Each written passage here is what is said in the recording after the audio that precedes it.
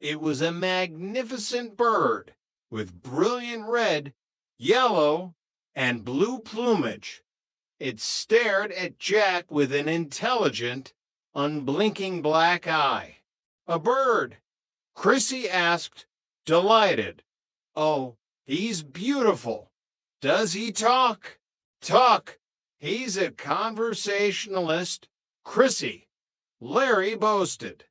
"This, my friends, is a genuine, purebred Amazonian macaw. His name is Captain, and I acquired him from a very wealthy client who had to leave the country in a hurry." "You mean he got arrested?" Jana translated fluently. "Semantics." Larry waved a hand. "The point is, Captain here is worth at least $500. I'm offering Jack a 50% stake in him for a mere $100. We flip him to a pet store in Beverly Hills. We split the profit." Jack scoffed. $100. "Larry, I don't have $10. I'm still trying to pay off the interest on my culinary knives." "Jack, think of the return on investment." Larry pressed, leaning in close. "The bird is a genius. Watch this. Captain, say hello to the nice people." The bird shifted on its perch, ruffled its brightly colored feathers, and opened its curved beak. "Vite al diablo, idiota." The bird squawked loudly, its voice shockingly human and raspy. Jack blinked. What did he say? "He said hello in Spanish," Larry supplied quickly, though a bead of sweat appeared on his forehead. "He's bilingual. Very rare. Very valuable.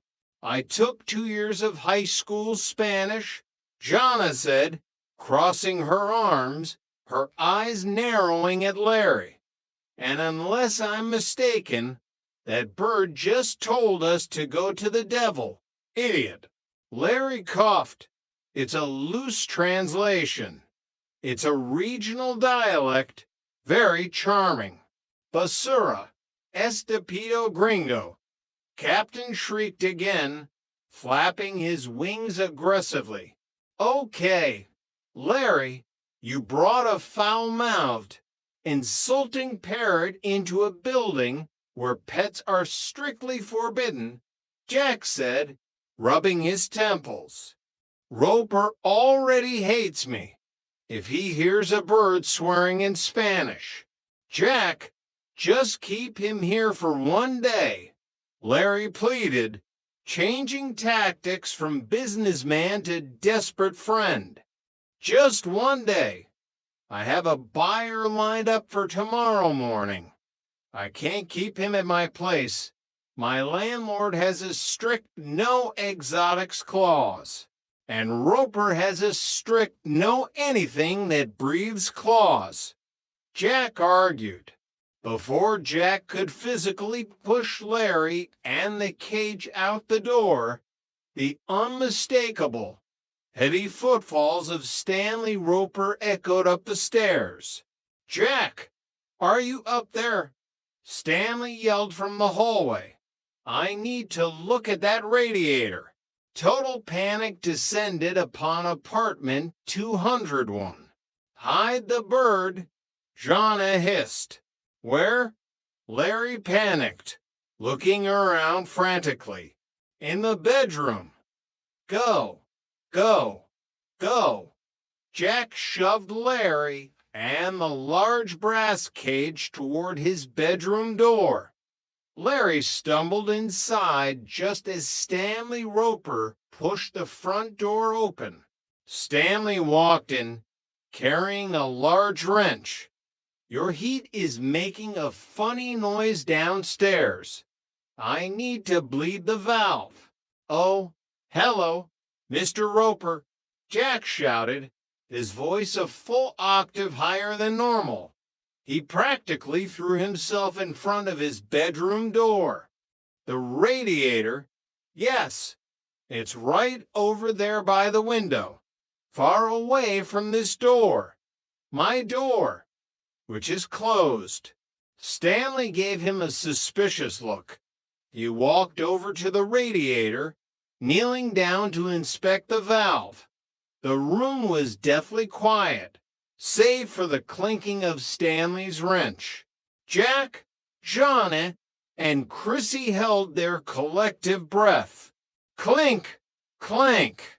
Looks okay from the outside. Stanley mumbled. Must be air in the pipes. Suddenly, from behind Jack's bedroom door, a voice rang out clear as a bell. The same El Trasero. Stanley froze. He slowly turned his head, looking at Jack. Did somebody just speak Spanish? Stanley asked, his eyes narrowing. Jack laughed nervously, a high-pitched, hysterical sound. Spanish. What? No. Mr. Roper. I was clearing my throat. The same. Stanley stood up, gripping his wrench tighter. That didn't sound like you. Jack, that sounded like a guy. A guy with a gravelly voice. Stanley's eyes widened. A terrifying conclusion formed in his mind. Jack was supposed to be gay. There was a strange man with a raspy voice hidden in Jack's bedroom, and he was speaking Spanish. Oh, my Lord, Stanley whispered, taking a step backward, looking at the bedroom door as if it contained a portal to Gomorrah. You've got a friend in there, haven't you? Jack, realizing what Roper was implying, had two choices: admit he was harboring a contraband, swearing parrot, which would get them evicted, or lean into Roper's delusion, which would secure their lease, but ruin his dignity.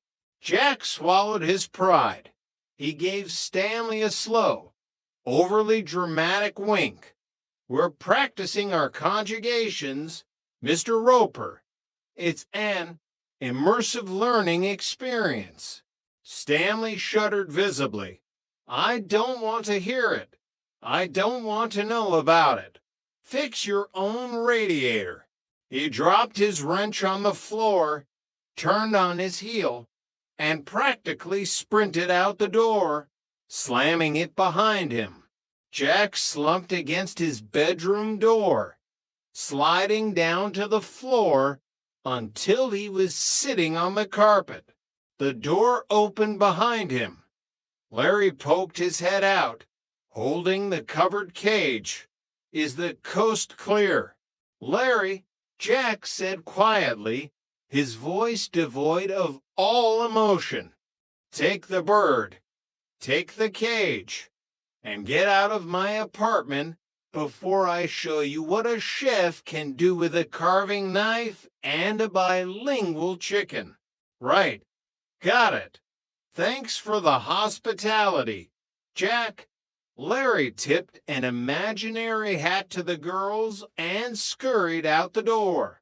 Well, Jana said, walking over and patting Jack's shoulder gently. Look on the bright side, Jack. What bright side? Jack whimpered. Roper thinks you're dating a Spanish guy with a raspy voice. Chrissy pointed out cheerfully. That's very cosmopolitan of you. Jack put his head in his hands. Living with two women was supposed to be a dream come true.